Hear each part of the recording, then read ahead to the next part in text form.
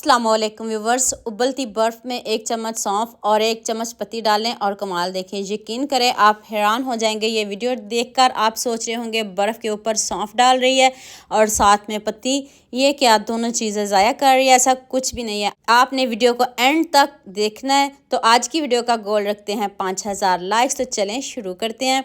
सबसे पहले आपने बर्फ़ लेनी है, उस पर आपने 2 चम्मच सौंफ के और 1 चम्मच पत्ती डालिएगा और साथ में थोड़ा सा पानी डालिएगा। बहुत ज़्यादा पानी नहीं डालिएगा, बहुत कम पानी डालिएगा। अब इसको पकाते हैं।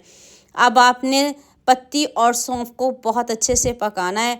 बहुत ज़्यादा टाइम नहीं लगेगा, बहुत अच्छे से ये पक जाएगी। सिर्फ आपने इसको 3 से 4 मिनट पकाना है।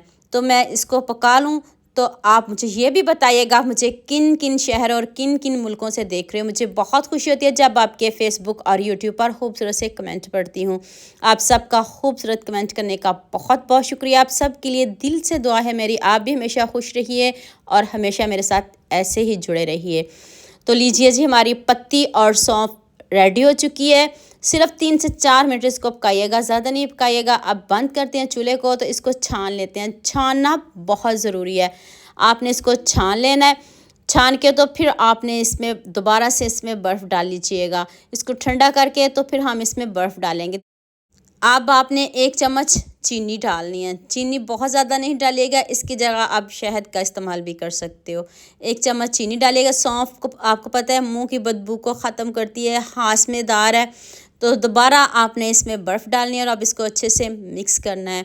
अगर आपको कोई भी मैदे की प्रॉब्लम हो, आपको खाना हज़म नहीं हो रहा हो, आपको कै आ रही हो, तो आप इस रेसिपी को ज़रूर बनाइएगा, ज़रूर ट्राई करिएगा। तो सौंफ के और पत्ती के फ़वाइद का तो आपको बहुत पता है।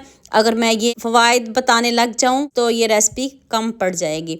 तो ये देखें हमारी जो आइस टी है वो ठंडी हो चुकी है। आप इसमें अगर थोड़ा सा दूध भी शामिल कर लें तो उसका टेस्ट चेंज हो जाएगा, लेकिन आपने इस तरह पीनी है।